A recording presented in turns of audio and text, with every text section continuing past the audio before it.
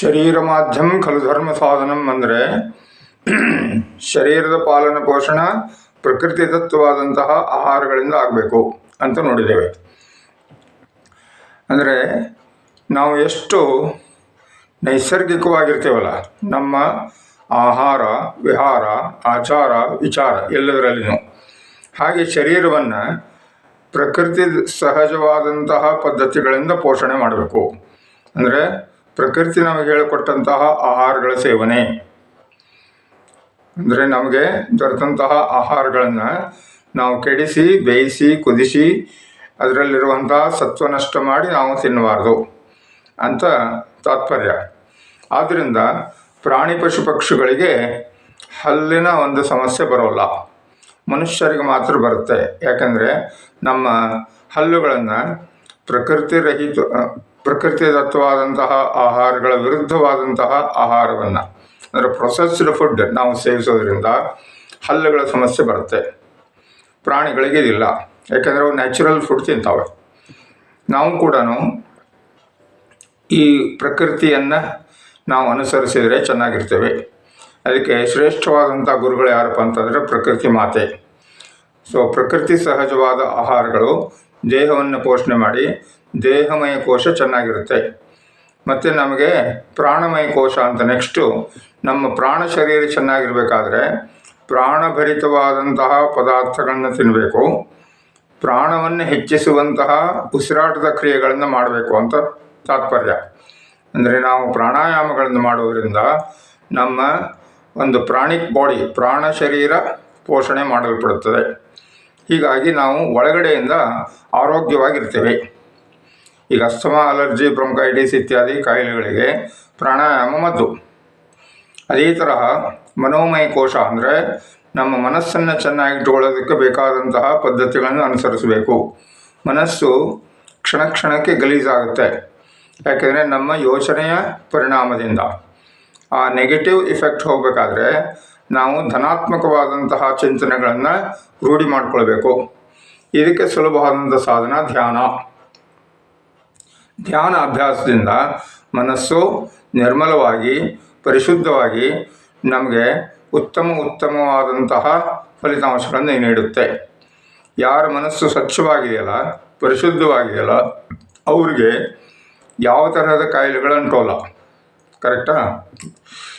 ಇದನ್ನು ನಾವು ಸೂಕ್ಷ್ಮವಾಗಿ ನೋಡಿದಾಗ ಧ್ಯಾನ ಮಾಡುವವರಿಗೆ ಬ್ಲಡ್ ಪ್ರೆಷರು, ಬ್ಲಡ್ ಶುಗರು ಇದೆಲ್ಲ ಅವರ ಪ್ಯಾರಾಮೀಟರ್ಸ್ ಆಫ್ ಹೆಲ್ತ್ ಅವೆಲ್ಲ ನಾರ್ಮಲ್ ಆಗಿ ಫಂಕ್ಷನ್ ಆಗುತ್ತೆ. ಯಾಕೆಂದರೆ ಧ್ಯಾನದಿಂದ ನಮ್ಮ ಮನಸ್ಸು ಪರಿಶುದ್ಧವಾಗ್ತಾ ಬರುತ್ತೆ. ಧ್ಯಾನ ಅಂದರೆ ನಾವು ಒಳಗಡೆಯಿಂದ ಶುಚಿತ್ವವನ್ನು ತೆಗೆದುಕೊಂಡು ಬರುವಂಥ ವಿಧಾನ. ಅದೇ ತರಹ ವಿಜ್ಞಾನಮಯ ಕೋಶ ಅಂದರೆ ನಮ್ಮ ಬುದ್ಧಿಯನ್ನು ಪರಿಶುದ್ಧ ಮಾಡುವಂತಹ ಕ್ರಿಯೆಗಳು. ಆ ಬುದ್ಧಿ ಸಮತ್ವದಲ್ಲಿ ಇಟ್ಕೊಳ್ಳುವಂಥ ವಿಧಾನ ಅಂದರೆ ಸಮತ್ವ ಬುದ್ಧಿ ಅಂದರೆ ಸಮಾಧಿ. ಇದನ್ನು ನಾವು ಅಭ್ಯಾಸ ಮಾಡಿದಾಗ ಬುದ್ಧಿಯ ಚಲನೆ ಸಮತ್ವದಲ್ಲಿರುತ್ತೆ. ಇಲ್ಲದೇ ಬುದ್ಧಿ ಯಾವಾಗಲೂ ತಾರತಮ್ಯ ಮಾಡಿ ಯಾವಾಗಲೂ ನಾವು ಬೇಕು ಬೇಡ, ಸರಿ ತಪ್ಪು, ಒಳ್ಳೆಯದು ಕೆಟ್ಟು ಇದರಲ್ಲಿ ಸಿಕ್ಕಾಕೊಂಡಿರ್ತೇವೆ. ಆ ಬುದ್ಧಿಗೆ ತರಬೇತಿ ಕೊಟ್ಟಾಗ ನಮಗೆ ಸರಿ ತಪ್ಪುಗಳಾಚೆ ದ್ವಂದ್ವಗಳನ್ನು ಮೀರಿದಂತಹ ಒಂದು ಸ್ಥಿತಿ ಉತ್ಪತ್ತಿಯಾಗುತ್ತೆ. ಆ ದ್ವಂದ್ವಾತೀತ ಸ್ಥಿತಿಯಲ್ಲಿ ನಾವು ಆಪರೇಟ್ ಮಾಡಿದಾಗ ನಮ್ಮ ಜೀವನ ಚೆನ್ನಾಗಿರುತ್ತೆ. ಆವಾಗ ನಮಗೆ ಯಾರು ವೈರಿಗಳು ಇರೋಲ್ಲ. ನಾವು ತುಂಬ ಯಾವುದನ್ನು ಅಟ್ಯಾಚ್ ಮಾಡಿ ಹಚ್ಚಿಕೊಳ್ಳಬೇಕಾಗಿಲ್ಲ. ಅಂದರೆ ಈ ಒಂದು ಕಾಮಕ್ರೋಧಗಳನ್ನು ಮೀರಿದಂಥ ಒಂದು ಸ್ಥಿತಿ ಸಮಾಧಿ. ಹಾಗೆ ಆನಂದಮಯ ಕೋಶ ಅಂತಂದರೆ ಚಿಕ್ಕ ಮಗುವಿನ ತರಹ ನಮ್ಮ ಅಸ್ತಿತ್ವವನ್ನು ಆನಂದಮಯವಾಗಿ ಇಟ್ಟುಕೊಳ್ಳುವಂಥ ವಿಧಾನ.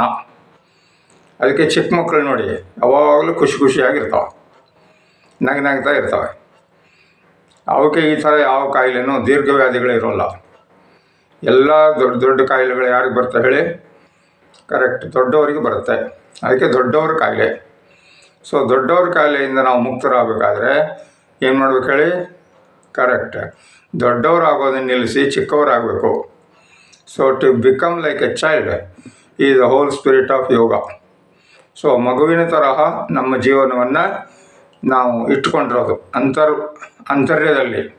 ಚೈಲ್ಡಿಶ್ ಅಲ್ಲ, ಚೈಲ್ಡ್ ಲೈಕ್. ಆ ಒಂದು ಸ್ಪಿರಿಟ್ ಆಫ್ ಇನ್ನೋಸೆನ್ಸ್, ಪ್ರೇಮ, ಮುಗ್ಧತೆ, ವಿಶ್ವಾಸ ಇವುಗಳನ್ನು ನಾವು ರೂಢಿಸ್ಕೊಂಡಿದಾಗ ನಾವು ಒಂದು ಮಗುವಿನ ತರಹ ಜೀವನವನ್ನು ಆನಂದವಾಗಿ ಕಳಿತೇವೆ. ಅಲ್ಲಿ ಭೇದ ಭಾವಗಳಿರಲ್ಲ. ಎಲ್ಲರ ಜೊತೆಗೂ ಪ್ರೇಮದಿಂದ, ಸ್ನೇಹದಿಂದ, ವಿಶ್ವಾಸದಿಂದ ವರ್ತನೆ ಮಾಡ್ತೇವೆ. ಈ ತರಹ ದೇಹಮಯ ಕೋಶ, ಪ್ರಾಣಮಯ ಕೋಶ, ಮನೋಮಯ ಕೋಶ, ವಿಜ್ಞಾನಮಯ ಕೋಶ, ಆನಂದಮಯ ಕೋಶ 5 ತರಹದ ಪಂಚಕೋಶಗಳನ್ನು, ಸೂಕ್ಷ್ಮ ಶರೀರಗಳನ್ನು ನಾವು ಪರಿಶುದ್ಧ ಮಾಡುವಂತಹ ವಿಧಾನಗಳನ್ನು ಯೋಗಾಭ್ಯಾಸದಲ್ಲಿ ರೂಢಿಸಿಕೊಂಡಿದಾಗ ನಮ್ಮ ಜೀವನ ಚೆನ್ನಾಗಿರ್ತದೆ. ಲೌಕಿಕ ಜೀವನವೂ ಚೆನ್ನಾಗಿರ್ತದೆ ಮತ್ತು ಆಧ್ಯಾತ್ಮಿಕ ಜೀವನವೂ ಚೆನ್ನಾಗಿರುತ್ತೆ. ಆದ್ದರಿಂದ ಇದನ್ನು ಪ್ರತಿನಿತ್ಯ ರೂಢಿ ಮಾಡಿಕೊಳ್ಳುವ. ನಮಗೆ ಏನು ಬೇಕೋ, ಶರೀರಕ್ಕೆ ಏನು ಬೇಕೋ ಅಂತ ತಿನ್ನೋದು, ನಾಲಿಗೆ ರುಚಿಗಲ್ಲ. ಎಲ್ಲ ಪಿಜ್ಜಾ ಅದೆಲ್ಲ ತಿಂದರೆ ಏನಾಗುತ್ತೆ? ನಾನ್ ವೆಜಿಟೇರಿಯನ್ ಫುಡ್ ತಿಂದರೆ ನಮ್ಮ ಶರೀರ ಆ ಥರ ಡಿಸೈನ್ ಆಗಿಲ್ಲ. ಕಷ್ಟಪಟ್ಟು ಅರ್ಗಿಸ್ಕೋತೇವೆ, ಆದರೆ ಅಲ್ಲ. ಅಂದರೆ we are going against the nature. So let us be in tune with nature, so that ನಮ್ಮ ಪ್ರಕೃತಿ ಚೆನ್ನಾಗಿರ್ತದೆ.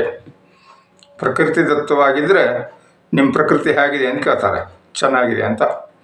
ಸೊ ಪ್ರಕೃತಿಯ ಎಲ್ಲ ಪಂಚ ತತ್ವಗಳು ನಮ್ಮ ಶರೀರದಲ್ಲೇ ಉಂಟು.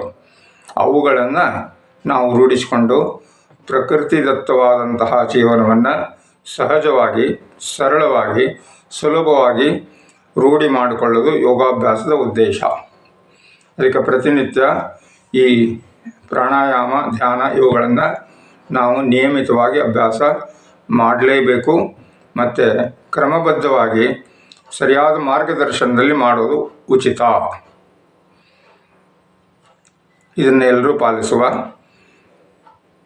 ಎಲ್ಲರೂ ಒಳ್ಳೆಯದಾಗಲಿ. ಸರ್ವೇ ಜನಾಃ ಸುಖಿನೋ ಭವಂತು. ಓಂ ಶಾಂತಿ ಶಾಂತಿ ಶಾಂತಿ. ಜೈ ಗುರುದೇವ. ನಮಸ್ಕಾರ.